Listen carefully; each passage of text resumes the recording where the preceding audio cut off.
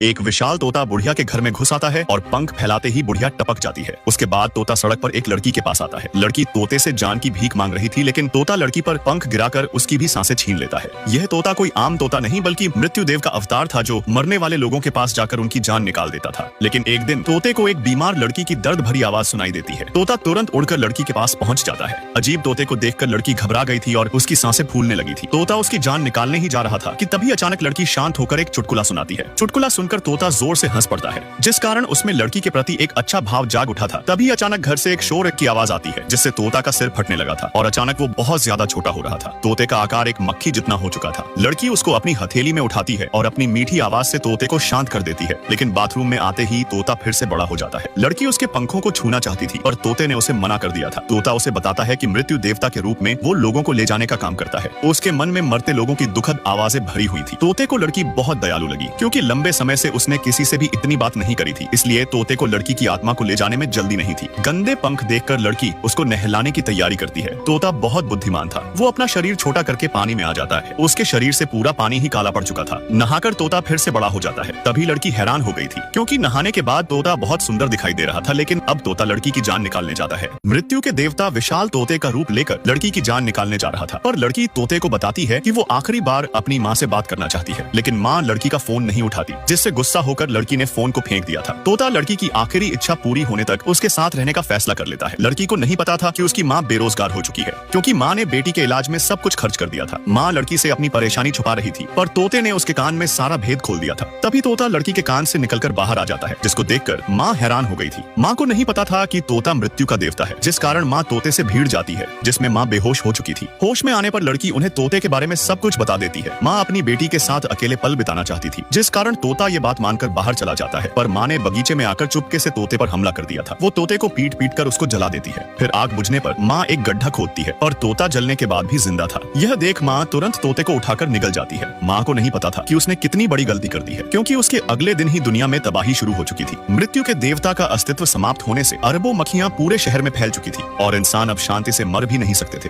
पर लड़की और उसकी माँ दोनों बहुत खुश थे। लेकिन एक दिन लड़की को पता चल जाता है कि माँ ने मृत्यु के देवता को मार दिया है, जिसको लेकर दोनों में बहस हो जाती है। तभी माँ का शरीर अचानक बड़ा होने लगा था, पर अगले पल ही वो बिल्कुल छोटी हो जाती है। वो मरते हुए लोगों की आवाजें सुनकर पागल हो रही थी। जब एक मक्खी उसके हाथ पर आकर बैठती है तो मक्खी टपक जाती है। यह देखकर महिला समझ चुकी थी कि मृत्यु देवता की शक्तियां अब उसके अंदर आ चुकी हैं, जिससे वो तोते की जिम्मेदारियां लेकर दुखियों की मदद करने और मरने वालों को स्वर्ग भेजने का काम करने लगी थी। तभी अचानक एक दिन तोता महिला के मुंह से बाहर निकल आता है, जिसको देखकर माँ समझ चुकी थी कि उसका बेटी से विदा लेने का समय आ चुका है। जिसके बाद तोता बेटी की जान लेकर उड़ जाता है।